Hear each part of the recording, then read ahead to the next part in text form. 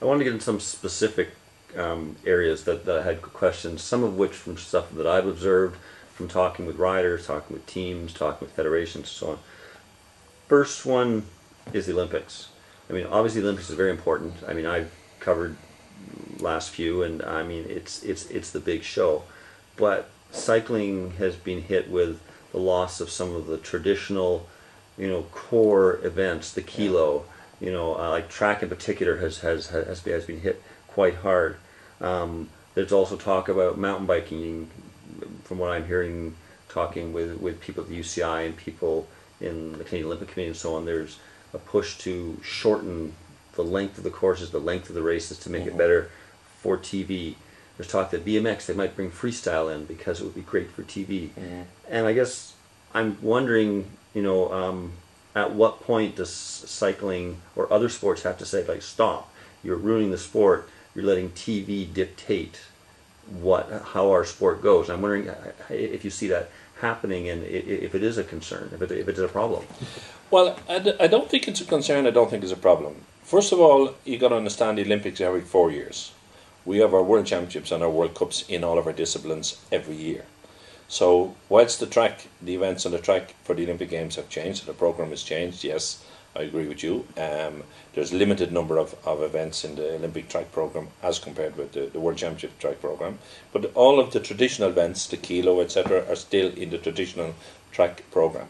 And I think what people need to understand, and I do see this a little bit from the IOC's perspective.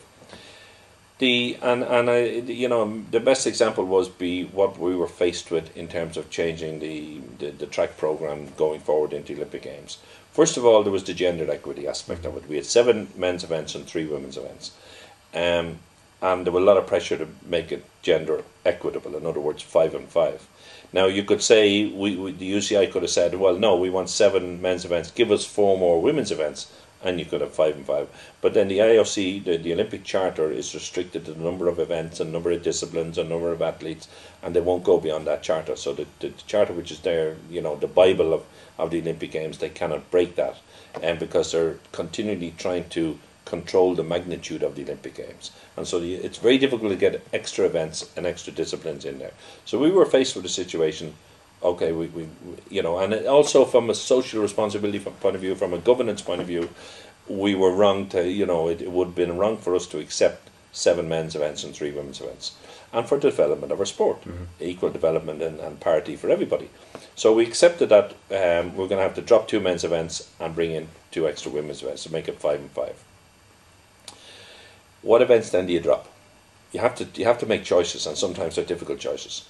Now, the 2 that we dropped were the individual pursuit and the Madison for the men. The individual pursuit, I can understand the complaints. I can understand the feelings that it's a traditional event, a blue ribbon event of track cycling, etc., etc. The Madison, I don't understand so much, because the Madison, you must understand also, or people need to understand, that the audience which you have for an Olympic Games is completely different. The television audience I'm talking about is completely different than a television audience you have for your World Championships. The Olympic Games television audience, which is a global audience, are people who by and large are switch on to the Olympic Games because the Olympic Games is on, and they'll watch any sport on the Olympic Games. And they won't watch it the rest of the 4 years, between the intervening 4 years. Whereas if you're watching a track cycling World Championships, you're watching them because you know what's going on and you want to watch them. Now, the thing is, we have to consider that if we're going to have an Olympic Games track program and we're putting events on there for people who are not the large proportion, maybe 80-90% of the public watching those track events don't understand track cycling. Well then, how can we have an event like the Madison in there, which, number one, is difficult even for cycling fans to follow. Even if you're sitting live at the venue, it's difficult to follow. If you take your eye off it, you've lost it. Even TV commentators find it difficult to follow. It's a magnificent event. I love the event as a spectacle because the skill levels and everything in it are incredible. But I understand that people watching on television in Burma or in Venezuela or in North America, wherever, haven't a clue what's going on, and they switch off to it. So therefore, for us, it was a logical event to drop. The question then was, do we have, if we're going to have 5 and 5, do we have 3 sprint events and 2 endurance events? hence we could have kept the individual pursuit, or do we have 3 endurance events and 2 sprint, whichever way it is. We decided, since track was basically a sprinting discipline and so forth, we should lean in the direction of 3 sprint events and 2 endurance events. Now, and that's how we ended up in the way we did.